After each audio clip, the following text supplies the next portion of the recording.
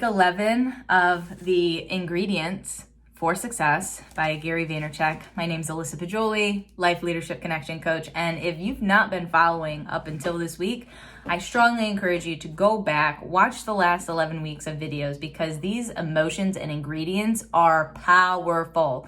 I've noticed a huge difference just in myself, my relationships, and my approach through my daily activities, and felt that because I was seeing such good results and experiencing such flow, it would be selfish for me not to share. So that is why I'm doing these. Take it seriously, learn, evolve, absorb, become. Today's emotion we're going to is humility. Humility is a modest or low view of one's own importance. Humbleness. One of the things Gary V goes to say is he recognizes how little he matters in the grand scheme of things. And this is one of the reasons why I love in super stressful situations going into a forest or going and sitting next to the ocean or a big body of water, because at the end of the day, no matter how bad your day's going, how big your issues seem or the world is crashing down, you and your problems are so minute in the grand scheme of things. So I love that he said that. He also goes to say that he never lets himself believe that he's more special than anyone else. And this is so true. I think there's a difference between loving yourself, accepting yourself, and like having some conviction in who you are.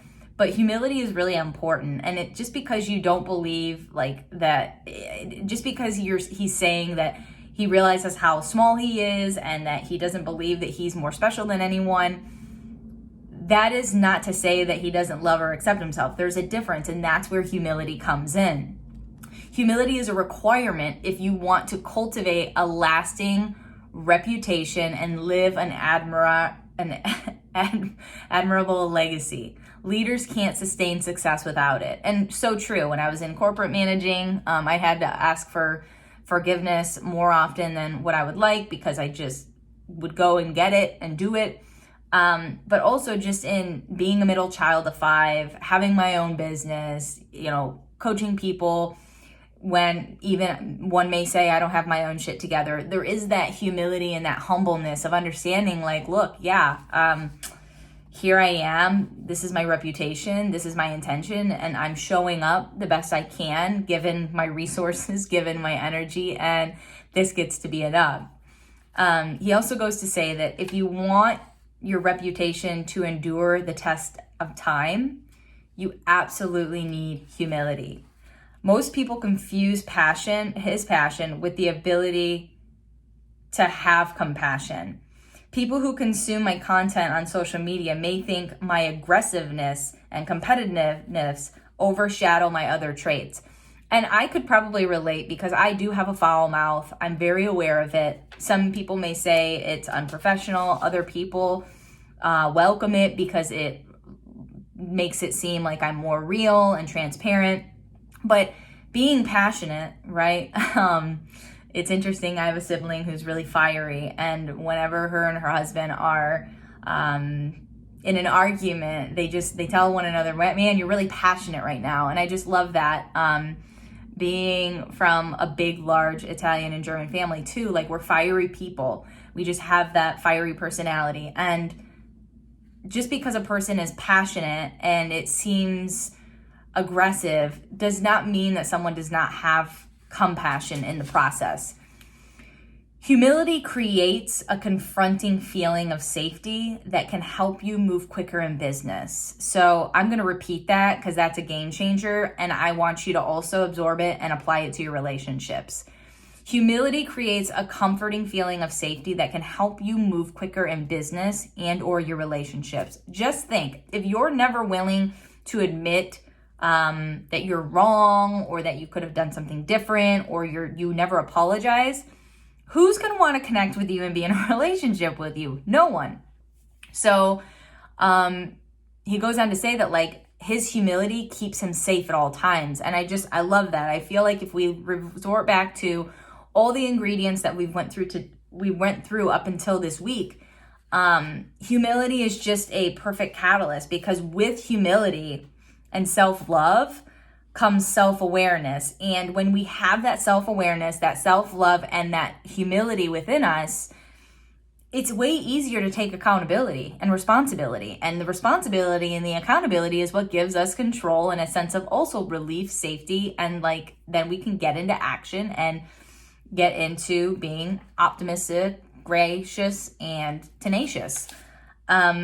He also goes to say that humility helps bring out the flavor of the other ingredients, which I just kind of tapped on too. The more humble we are, the more we're willing to, still be empathetic, still show some kindness, become self-aware, have the ambition, stay connected. When you have a fair, modest view of yourself, you have a significant advantage over others because you're willing to do what they are not. For example, business owners, right? Like posting your first video, me posting this video, it takes humility to post. It takes a humility to share yourself, period. Because there's always that stigma of like, oh, do I have the branding right? Do I have the timing right? Do I look good enough? Am I speaking good enough? Or just sharing in relationships of like, what will this person think of me? Am I going to come off as too open? Am I going to overshare? Am I going to seem like I'm an asshole? Like, again, having humility allows you to have not only the modest view of yourself, but have a significant advantage because a lot more people, there's more people that are not willing to be humble than those that are. And the humility is what allows you to not only feel safe, but take everything in your life to that deeper level. You can also change your mind more easily when faced with new data if you have humility, because again, you're not attached to the outcome, which again, I love that too. So again, when you have humility, you can change your mind more easily when given new data and not have to give two shits. Like you don't have this story, you don't have this external validation, you don't have this fear. Like you're just humble about it, new data. Okay, yeah, let's move forward. His definition though, because he used the F word.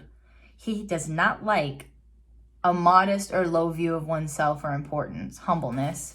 He made his own. His last two sentences in this book, literally, of this chapter are, my definition of humility would be a comfort in one's own understanding of one's position in the world. I feel that's more accurate.